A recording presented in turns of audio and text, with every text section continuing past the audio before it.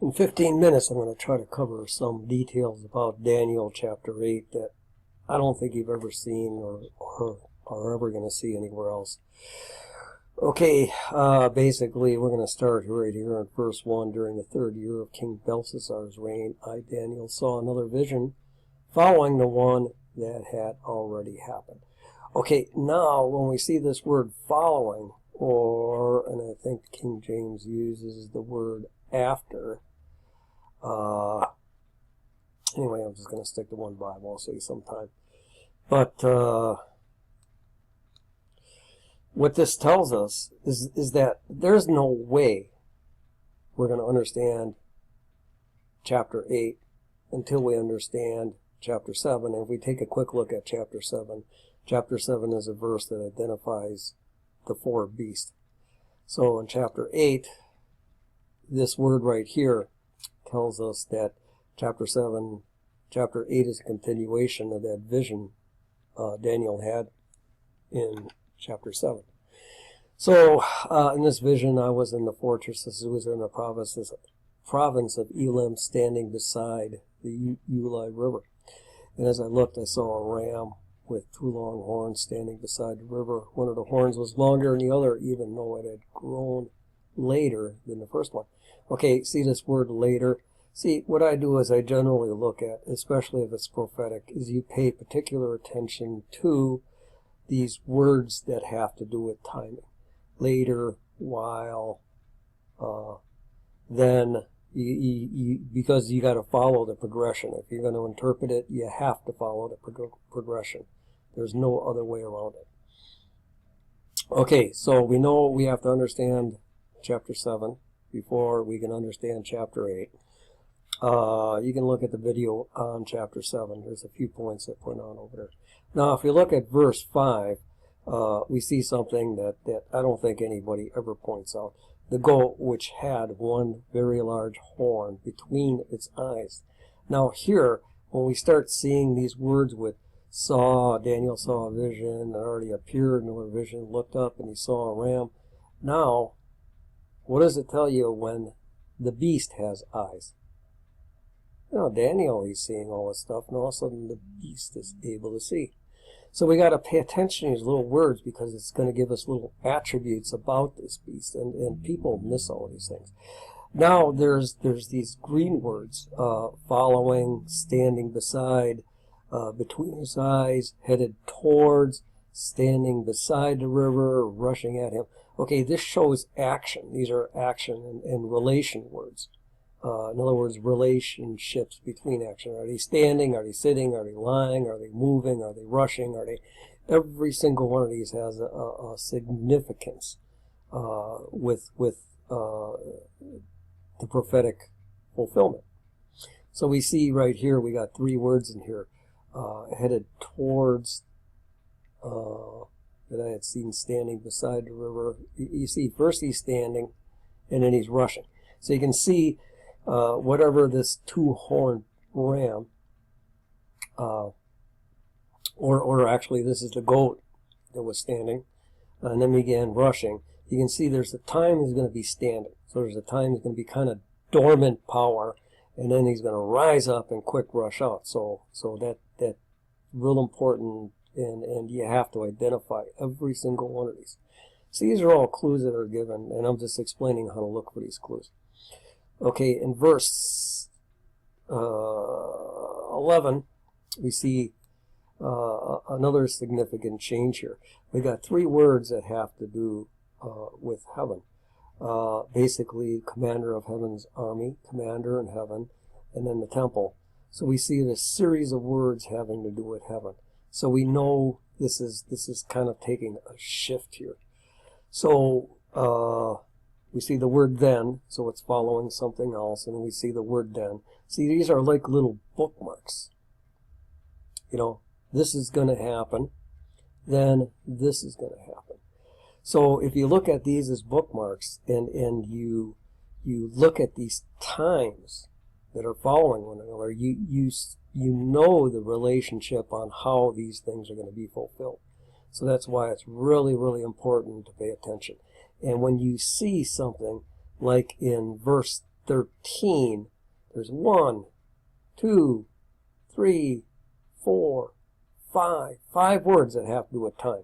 So, you know, when you see 5 words that have to do with time, anything more than 3, that's a verse that's really significant that you got to pay attention to.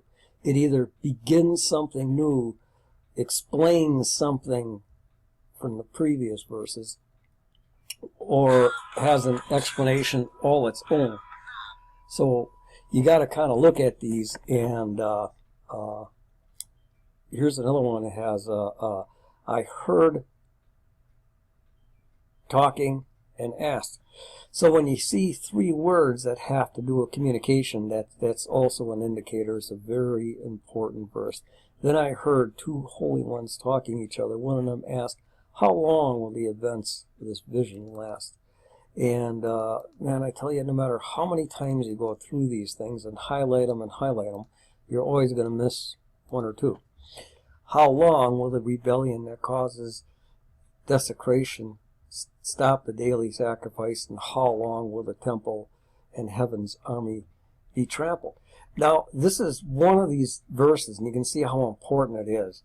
But if you look at Daniel 8:13, I know there's a number of people. There's a number of self-proclaimed prophets that take out Daniel 13 and they'll put it into a completely different time prophecy. See, then tells us when it starts out then, it follows these sequences. It's right in here. Daniel recorded this because God told him it's important to put in this time sequence.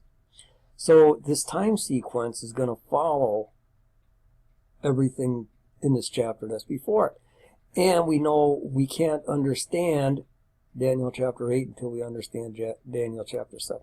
So there's a lot of important things in here. And let me show you how important understanding this stuff is. Because Daniel himself gives us a prime example of this in verse 17. As Daniel approached the place where I was standing, I became so terrified that I fell on my face to the ground. Son of man, he said, you must understand that the events you have seen in your vision relate to the time of the end. Okay, the thing that's really important here is Gabriel is approaching. Daniel was standing. But then he fell with his face to the ground. You see how his face is on the ground. The ground, and we can look at what other words are related to ground. Medo-Persia, Greece, the Empire, the Greek Empire, these are all earthly things. I use green. Fortress and Susa, the promise, you know, this is actually Babylon. You get some locations, but ground really boils down to it has a great representation. It has little bits and pieces. It points to the earth. So here he is with his face to the earth, his face to the ground. Can Daniel understand anything with his face to the ground? No. Is he going to accomplish anything with his face to the ground? No. So Gabriel approaches him. And while he was speaking, I fainted, and later with my face in the ground. Notice how it's repeated, so I don't miss it.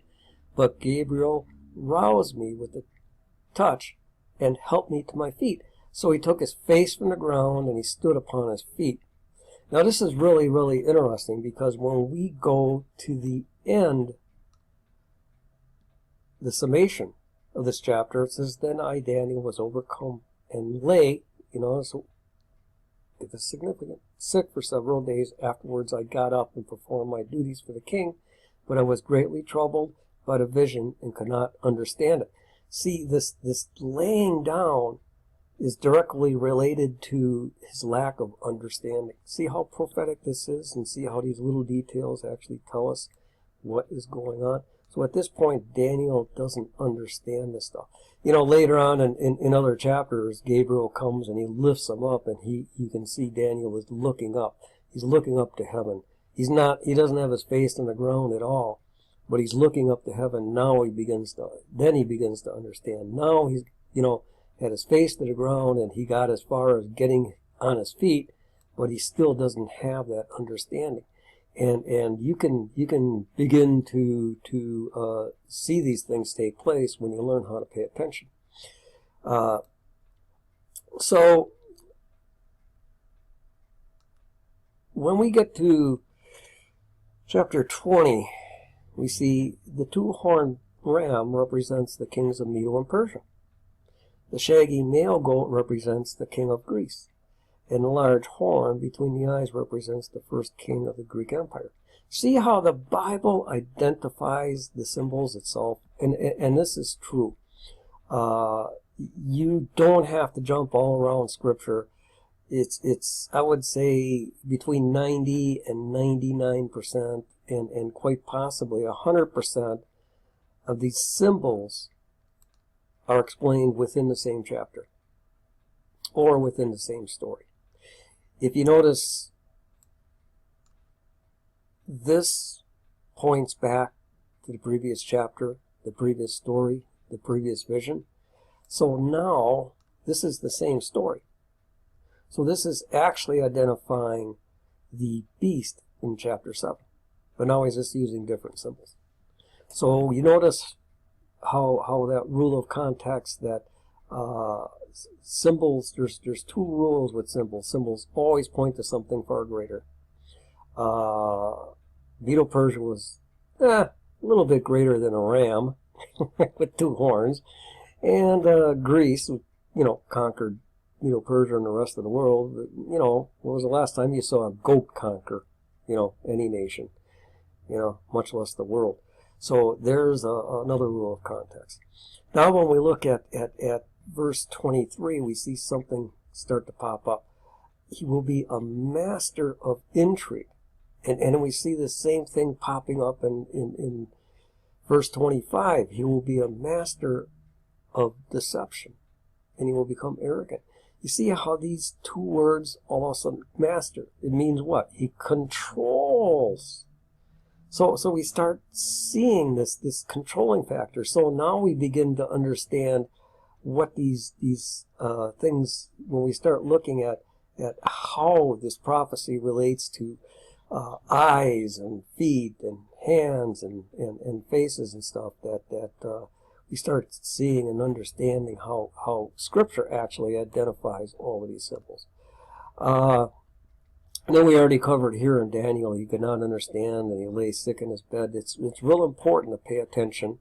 He lay sick in his bed, but when he got up afterwards, several days afterwards, I got up and I performed my duties. So you got to look at where he's focusing his work and attention. So he's facing his work and attention for the king, and he can't understand. So you can start pulling out all these little things, and Scripture really contains much, much more than what people have identified. Because within Scripture is always the answer. It's just a matter of breaking down these words, and I just did a video that explains how to highlight these words. I use the King James Version because most people use the King James. eSword, excellent Bible program. You can download for free. You can highlight all of these words in here. You can put in your little notes over here. You can save your notes. There's all kinds of references. They call them commentaries that you can download. Here's the TSK Treasury of Scriptural Knowledge. This will give you a list of it's like a chain reference in the Bible. So if you start downloading these tools that are free on the internet, you can start studying, and basically, you're going to start posting questions, asking these self-proclaimed prophets, how come you didn't do this? How come you didn't do that? How come you missed this? How come you missed that? And you're going to see like 100 times more than these self-proclaimed prophets will ever see. And then you're going to start teaching other people, and you're going to have your own personal ministry, and then you're just going to be totally amazed at what God's Spirit is going to reveal to you, because highlighting these words does, if nothing else, slows you down so you can take a look at Scripture and see all these little details like the ones I pointed out to you. And believe me, there's like 100 more that I didn't mention. So, hey, get to work, spend a little bit of time with the Spirit, and don't forget to pray. And when you pray, the most important part is to listen.